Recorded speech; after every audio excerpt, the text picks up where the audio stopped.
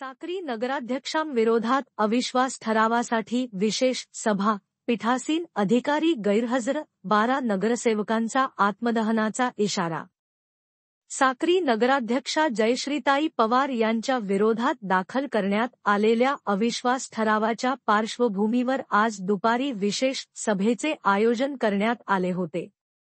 मात्र दुपारी 1 वाजूनही पीठासीन अधिकारी रोहन कुवर हे सभेसाठी उपस्थित झाल्यामुळे नगरसेवकांमध्ये तीव्र संताप निर्माण झाला आहे। या विलंबामुळे 12 नगरसेवकांनी सामूहिक आत्मदहनाचा इशारा दिला आहे।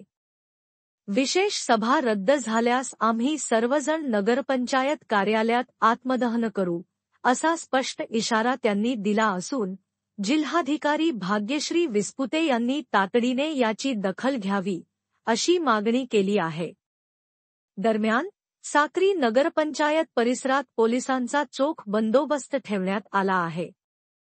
दुसरीकडे नगराध्यक्षा जयश्रीताई पवार आणि 4 नगरसेवकांनी भारतीय जनता पार्टी जिंदाबाद अशा घोषणा देत नगरपंचायतीतून बाहेर पडले। विशेष सभेसाठी अंतिम वेळ दुपारी 2 वाजेपर्यंत ठरविण्यात आली आहे। मात्र त्या वेळेपर्यंतही पीठासीन अधिकारी उपस्थित नसल्यामुळे 12 नगरसेवकांनी रोष व्यक्त केला आहे। पुढील 1 तासातच हे स्पष्ट होणार आहे की ही सभा होणार की नाही। मीडिया लाईव्हसाठी रफिक शेख, साक्री, धुळे। नगरपंचायतला एक तर फाशी लावून घेईल, नाही तर उडी मारून घेईल। या पद्धतीत मनमानी कारभार नाही चालणार आहे। आमची मेजॉरिटी आहे 2/3, 12 लोक सभागृहात आता सुद्धा आम्ही मोजूत आहे। आम्ही इथं असताना सुद्धा कस काय मीटिंग तहकूब होऊ शकते? 11चा टाइम होता, अधिकारी आले नाही। हा अधिकाऱ्याचा प्रश्न आहे, मतदारांचा प्रश्न नाहीये। आणि जर या गोष्टीला हे झालं, हे मीडिया तुम्ही सगळे साक्षी आहे, सगळी जनता इथं साक्षी आहे। लॉ आणि ऑर्डरची याची सर्वस्व जबाबदारी ही कलेक्टर महोदय, शासन आणि यांच्या माध्यमातली असेल।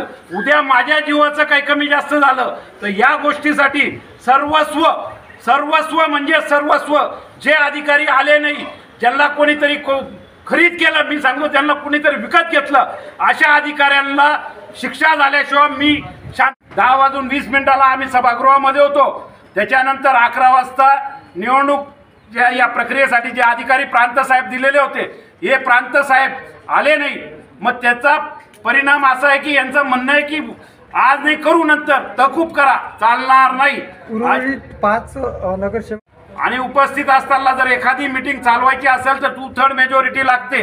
2/3 मेजॉरिटी जर आमच्या इथं सभागृहात आता सुद्धा बसलेली, यांना काय माहिती आहे की सत्ताधारी म्हणजे अविश्वासाच्या बाजूने किती आणि विरोधकाच्या बाजूने किती, यांना काय माहिती आहे? म्हणून याच्यात काहीतरी कुठून तरी दाळ शिजते। मी स्पष्ट सांगतो, दाळ शिजते कोणत्या तरी नेत्याच्या माध्यमातून असो किंवा कोणाच्या अधिकाऱ्याकडनं असो, हे कुठंतरी दाळ शिजते। आजपर्यंत साक्री शहराचं 3.5 वर्षात फार वाटोळं करून ठेवलेलं आहे। किती दिवस आम्ही सहन करायचा? बरं, आम्ही विरोधक म्हणून, आम्ही शिवसेना म्हणून आम्ही 1 रुपयाची मागणी केलेली नाही आम्ही पद घेतलेलं आहे, नाही आम्ही या सगळ्या मोशनमध्ये आम्ही कोणत्याच पदाची मागणी केली नाही, ना उपाध्यक्ष ना सभापती ना काहीच मागितलं नाही। जर अशा पद्धतीत जर होत असेल तर याच्यासाठी सर्वस्व नेते किंवा अधिकारी जबाबदार आहे। आणि जोपर्यंत न्याय भेटत नाही तोपर्यंत आम्ही आमच्या पद्धतीत, मी तर सांगून देतो, आज आमचा संयमाचा बाण सुटला आहे। बरं, यापुढची भूमिका काय? यापुढची भूमिका तुम्ही साक्षीला आहे। एक तर इथं नगरपंचायतच्या फॅनला फाशी लावून घेईल, नाही तर इथं उडी मारून आत्महत्या करून घेईल, अशी मनमानी कारभार भरपूर झाला। आता नगरपंचायत साक्री शहराला सुधरा, किती दिवस वाट बघायची आम्ही सगळ्यांनी? आम्ही विरोधक म्हणून सुद्धा, इव्हन आता युतीचं सरकार आहे, आम्ही पाठिंबा देतोय, फक्त पाठिंबा देतोय। मनमानी कारभार बंद होत नाही आणि फक्त नेत्यांच्या आणि तालुक्याच्या एखाद्या पुढाऱ्याच्या माध्यमातून या गोष्टी होत आहे।